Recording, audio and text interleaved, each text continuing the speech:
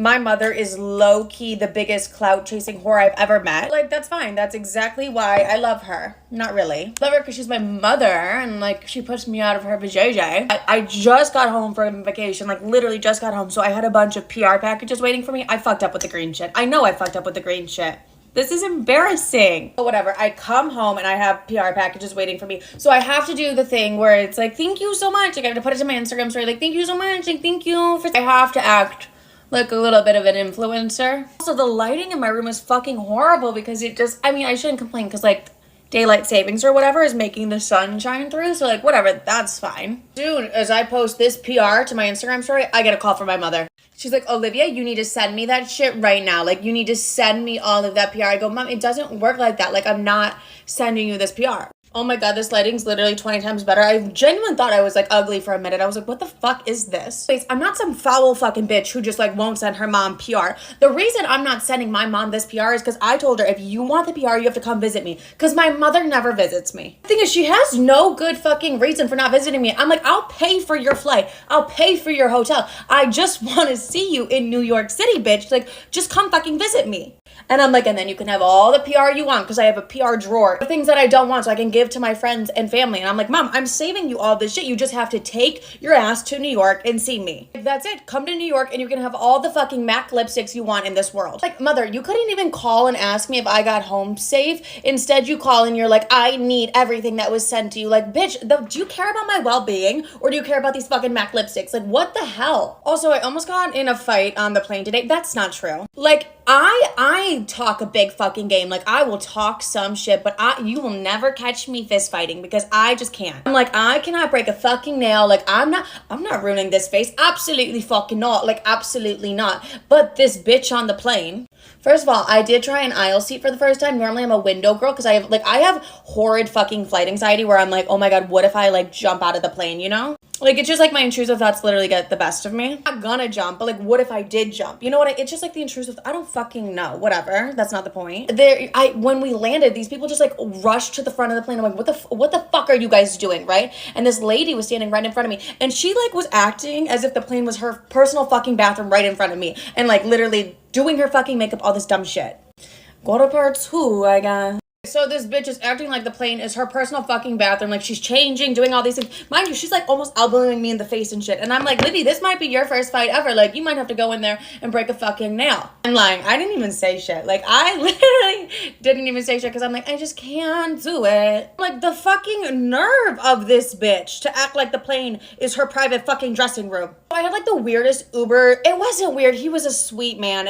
But, like, I had an hour drive to the airport, and, like, I literally had to leave at 3:30 in the morning, and I was in the middle of fucking nowhere, and this man picked me up, like, my Uber. And, you know, we were just talking about life. Honestly, I wanted to sleep and listen to, like, Miley's new album, but this man wanted to talk, so we were gonna talk. Like, somehow we got onto the topic that he has a dead daughter. Immediately, like, I'm like, oh my God, I'm so sorry. Like, I'm so sorry to hear that. He's like, it's okay, that happens. I'm like, does it though? Like, are we, like, the way that he was so chill about that, I was like, yeah, you're right. Like, but what? This is literally fucking embarrassing to admit. My OCD gets really bad about death and everything. I don't know why. Like, it just triggers my OCD like that. And like airplanes really trigger my OCD. And so one of my OCD things is like make someone say something 3 times. So like say he said a word twice. I'm like, this motherfucker has to say it like a 3rd time. It's just it's literally my OCD tick. I don't know. But he says his daughter who passed her name twice. And I'm like, Livy, don't do it. Don't make this man say it a 3rd time. But like my OCD brain is fucking spinning. It's like, bitch, you're gonna die if he doesn't say her name. I'm like, oh my God, I'm gonna die. My OCD girls will get it. Like, if you're not an OCD girl, you're like, she's mentally ill. And I never came on here and claimed to be mentally stable once in my life. I never did that. But I fully fucking, my OCD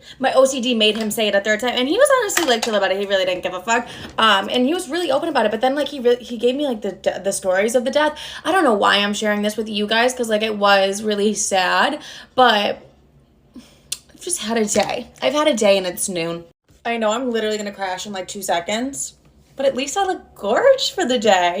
Am I wrong for leaving a wedding to go eat at McDonald's? Hi, I'm female 25. Recently, my colleague, 31 female, invited me to her wedding, which happened yesterday. I was super excited and happy for her. Just in case, I asked her if there were any guest fees. She said, no, you don't need to pay me anything. On the day itself, everything went well until the reception, dinner time. To my shock, I was presented with a wedding menu that had prices on it. For example, steak, $50. Everything was ridiculously expensive, including the vegetarian options. At first, I wanted to question her because, well, she lied to me that I didn't have to pay for anything, but it was her wedding and I didn't want to spoil her day by embarrassing her in front of everyone. I have never been to a wedding where you've had to pay for dinner. Like, that is bonkers to me. Also, note, I've only been to Afghan weddings and we kind of pride ourselves in making sure everyone is full on food and like we pride ourselves on dinner, honestly. So maybe that's why. Is it normal to pay for food at a wedding? However, the only other option was to simply not eat, as I didn't bring enough money for both a meal and a ride back. But this was completely unfavorable as I had skipped my lunch to save space for the wedding meal and was pretty hungry. I'm guilty of this. When I know I'm going to an event or a wedding, I will most definitely not eat anything all day because I'm gonna grub at the party. Suddenly, I remembered that I saw a McDonald's about 5 minutes away from the hotel. As tactfully as I could, I asked the bride if I could make a quick stop to McDonald's as I didn't bring enough money for the reception meal. I said that I'd be back in time for the gift ceremony and cake. Why would you tell her? I would just go. Is that normal?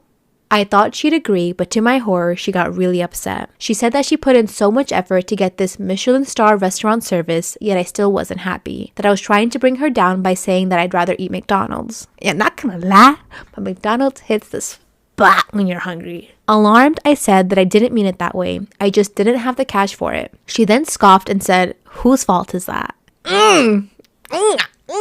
Although I was trying to keep my anger, those words really pissed me off. So I told her, "You were the one who lied that I didn't need to pay anything." Getting angry as well, she replied, "What I meant was that there was no attendance fee. You literally assumed that you'd get a free 5-course dinner. Wow, you're cheaper than I thought." With a glare, she asked me to leave her wedding. I did, struck dumb and rather hurt. And on my way home, I grabbed a Big Mac, LOL. Back at home, I told my boyfriend everything and asked if I was an asshole. He thought it was a funny story, but said I was an asshole. If I didn't have the money, I could always pay her back later. In his exact words, he said, "You chose the wrong time to be stingy." My other friends agree as well, saying that it was not tactful of me for doing that at the wedding. And although she lied, I should have just brushed it off instead of dampening her happy spirits. After hearing their opinions, I feel quite guilty and embarrassed. However, that one little part of me still thinks that is justified because 1, she lied to me, and 2, publicly humiliated me. Please help me out here. Am I the asshole? I don't know why you went up to her and told her that you were leaving. Just leave. Like, I don't know why you felt the need. If someone came up to me at my wedding and said, "Hey,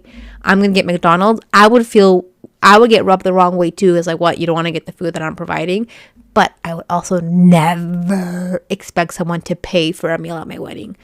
I'm the asshole for buying myself expensive clothes when my family struggles to make ends meet. I'm 18 and I recently started my first full-time job. I still live at home and pay $300 for rent, and I pay for all my other necessities by myself. Phone bill, hygiene products, etc. My family has been poor my whole life. As my mom, who's 44, is a single mom who is studying full-time and looking after 5 kids. I have a slight shopping addiction, and at least once a week, some sort of package or food shows up at our doorstep. Today, a new pair of jeans, they were about $150, arrived, as I was in need of a desperate new pair since I outgrown my old ones, and my mom blew up at me. She called me selfish and insensitive, and that she's ashamed that I am her daughter, telling me that I should think about how it makes her feel when I buy an excessive amount of clothes when she can barely afford the house in the winter. So am I the a-hole for not offering to pay more rent or help with my family of 6 bills? Or is she insane for asking me to stop spending my hard-earned money on things that I want?